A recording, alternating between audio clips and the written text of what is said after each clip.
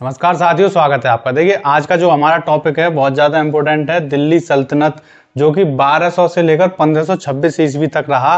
तो इससे संबंधित जो जो इसके संस्थापक थे और इनके काल में जो जो इनके राजा थे, मतलब जिन जिन ने जो जो गद्दी पर बैठे थे, उन सभी का जिक्र किया जाएगा। लेकिन शुरू में मैंने ये डिटेल में बता दिया है कि कौन कौन से वंशों ने इतने दिनों में शासन किया था दिल्ली की सल्तनत पर। तो चलिए शुरू करते हैं, जिसमें पहला नंबर है गुलाम वंश। तो गुलाम वंश गुलाम नाम से जाना जाता है क्योंकि गुलामों ने ही शासन किया था। वो बाद में बताऊंगा मैं आपको, लेकिन अभी आप केवल यही जान लीजिए। पेपर में सीधे सीधे कभी कभी इनका क्रम भी पूछ लिया जाता है कि इनको कौन सा पहले था कौन सा बाद में था, उसको सही क्रम में बताइए। तो ये आपको नियम से पढ़ना है ऊपर से नीचे तक। जैसे गुलाम वंश, उसके बाद था खिलजी वंश, फिर तुगलक वंश, फिर सैयद वंश, फिर था लोधी वंश। तो ये नियम तो आपको क्रम से याद ही करना है। इसकी अब देखते हैं जो सन थी वो कब थी। 1206 से लेकर 1290 तक 84 साल इसने गुलाम वंश ने शासन किया था दिल्ली पर। इसका जो संस्थापक है जो था वो कौन था? कुतुबुद्दीन ऐबक। तो मैंने ऐबक लिख दिया केवल, ठीक है। अब देखिए दूसरा है खिलजी वंश। इसके बाद 1290 से लेकर 1320 ईस्वी तक कितने साल हो गए? 30 साल। 30 साल तक जलालुद्दीन खिलजी इसने इसका स्थापना की थी, खिलजी वंश की। तो ये जो संस्थापक हैं वो मैंने इधर लिखे हैं शॉर्ट में। 30 साल इन्होंने शासन किया था। अगला है आपका तुगलक वंश।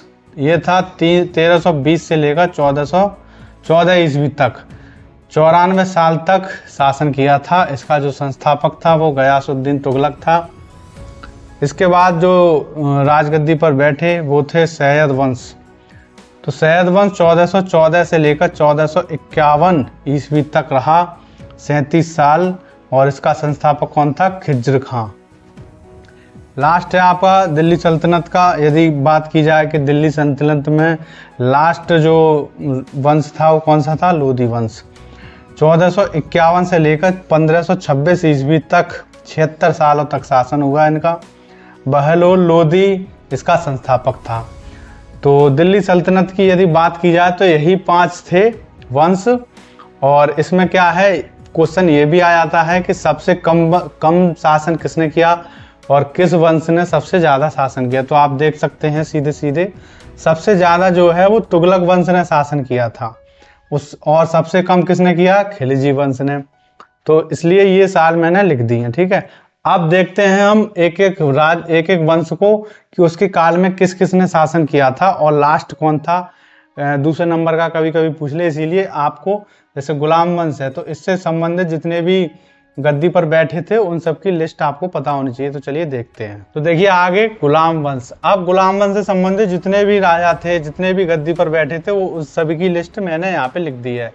तो गुलाम वंश तो आपको पता चल गया 1206 से 1290 ईस्वी तक था। अब इसमें जो संस्थापना इसने की थी कुतुबुद्दीन ऐबक ने, इसका शासनकाल था केवल 4 साल, 1206 से लेकर 1210 तक। इसके बाद गद्दी पर बैठा आराम शाह 1210 में, उसी साल हट गया। उसके बाद इल्तुतमिश बैठा, ये बैठे 1210 से लेकर 1236 ईस्वी तक, ठीक है। कौन बैठा? रुकनुद्दीन फिरोज शाह 1236 में, उसी साल ये हट गए। उसके बाद राजगद्दी पर कौन बैठी? रजिया सुल्तान, ठीक है। ये बैठी थी 1236 से लेकर 1239 ईस्वी तक। इनके बाद मुइजुद्दीन बहराम शाह 1240 से लेकर 1242 तक। अब इनके बाद कौन बैठा 1242 में?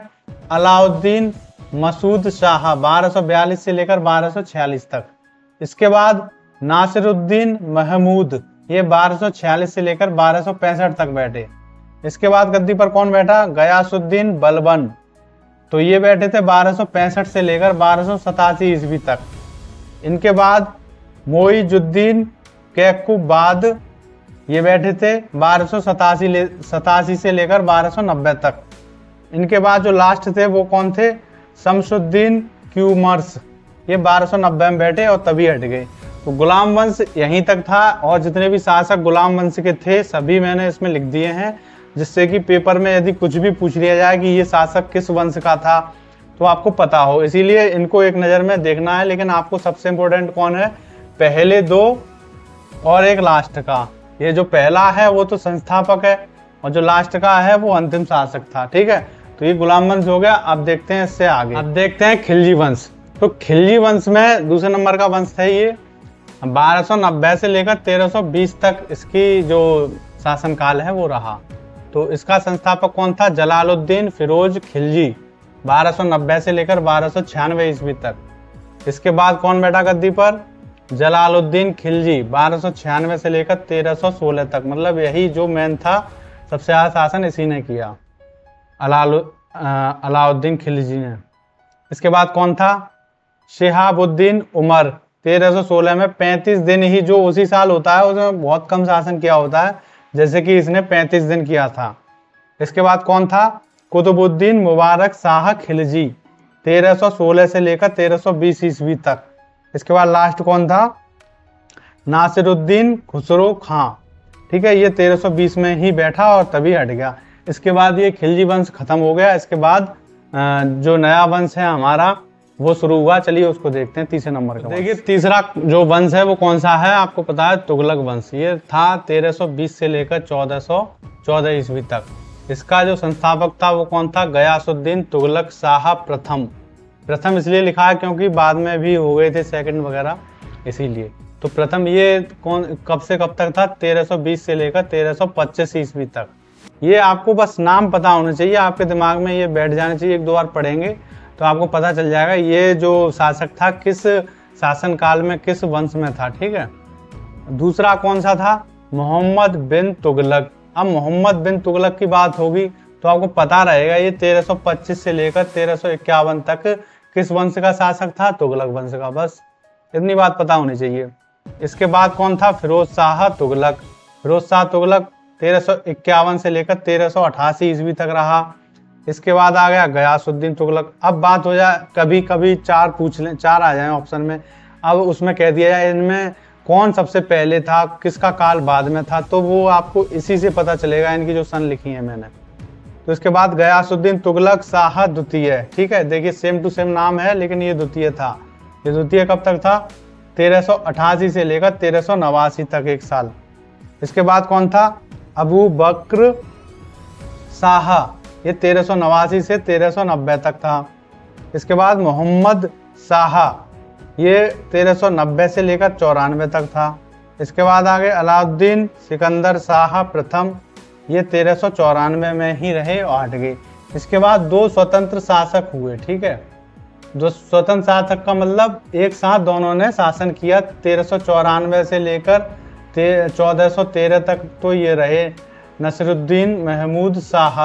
इस और साथ में 1394 से लेकर 1398 तक नुसरत शाह ये शासन करते रहे। तो ये तुगलक वंश हो गया। अब देखते हैं आगे। अगला है आपका, चौथा है आपका सैयद वंश। ये था 1414 से लेकर 1451 ईस्वी तक। इसका जो संस्थापक था खिज्र खां था। 1414 से लेकर 1421 तक इसने शासन किया था। 1421 से आ गया कौन? मुबारक शाह, 1434 तक रहा। इसके बाद मोहम्मद शाह आया 1434 से लेकर 1445 ईस्वी तक।